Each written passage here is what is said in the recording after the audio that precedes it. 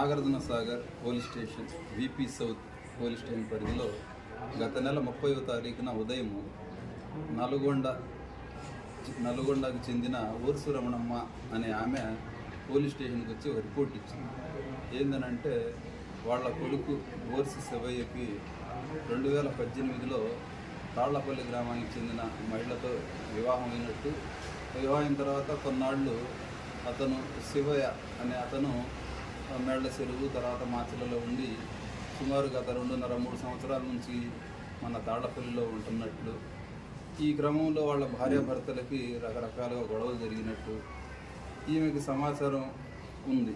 ఈ క్రమంలో ఈ అమ్మాయి భర్త అంటే ఈ రమణమ్మ కొడుకు ఊర్సు శివయ్య అనే అతను చనిపోయాడు, మాకు ఆ మరణంపై అనుమానం ఉన్నదని చెప్పి రిపోర్ట్ ఇస్తే ఆ రిపోర్టు మీద ఎస్ఐ గారు అనుమానాస్పద విముక్తిగా కేసు పెట్టి దర్యాప్తు ప్రారంభించారు.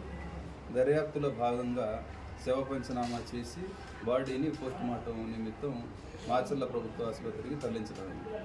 దాని తర్వాత డాక్టర్ గారు దాన్ని మొత్తం పోస్టుమార్టం అదంతా చేసి ఇది డెత్ డ్యూ టు స్మాదరింగ్ అంటే ఏదో ఒకటి వస్తువు తీసుకొని ముఖం పైన ముక్కు మోసి ఊపిరి ఆడకుండా చేసి చనిపోయిన కేసులాగా ఒక రిపోర్ట్ ఇస్తే ఆ రిపోర్టు మేరకు ఆ కేసుని హత్య కేసుగా ఆల్టర్ చేయడం జరిగింది.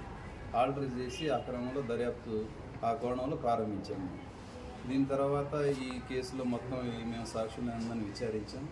ఈ క్రమంలో నిన్న విఆర్ఓ గారు, తాళ్లపల్లి విఆర్ఓ గారు వారి యొక్క సిబ్బంది ఒక 2 వ్యక్తుల్ని పోలీస్ స్టేషన్కి తీసుకొచ్చారు.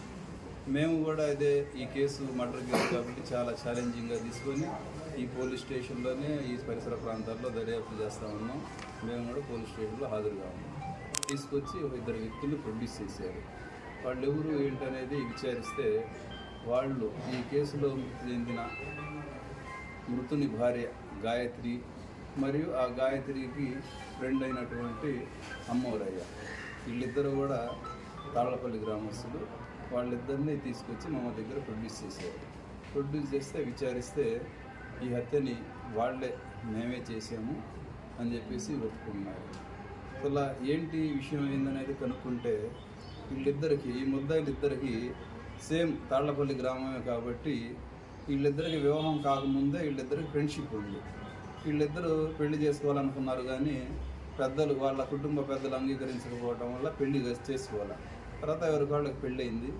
ఈ క్రమంలో వీళ్ళు పెళ్ళైన తర్వాత ఈ మృతుడు శివయ్య అటు ఇటు తిరిగి మళ్ళీ 2.5-3 సంవత్సరాల నుంచి మన తాళ్లపల్లికి వచ్చాడు కాబట్టి అప్పటి నుంచి మళ్ళా స్నేహంగానే ఉంటున్నారు. ఈ గ్రామంలో వీళ్ళిద్దరి మధ్య కొంచెం అన్యోన్యత పెరిగిన తర్వాత ఈ చనిపోయిన రోజు రాత్రి ఈ అమ్మాయి మృతుని భార్య గాయత్రి ఈ అమ్మోరయ్యకి ఫోన్ చేసింది. అర్ధరాత్రి తర్వాత ఫోన్ చేస్తే ఈ అమ్మోరయ్య వాళ్ళ ఇంటికి వెళ్ళాడు, మృతుని ఇంటికి వెళ్ళాడు.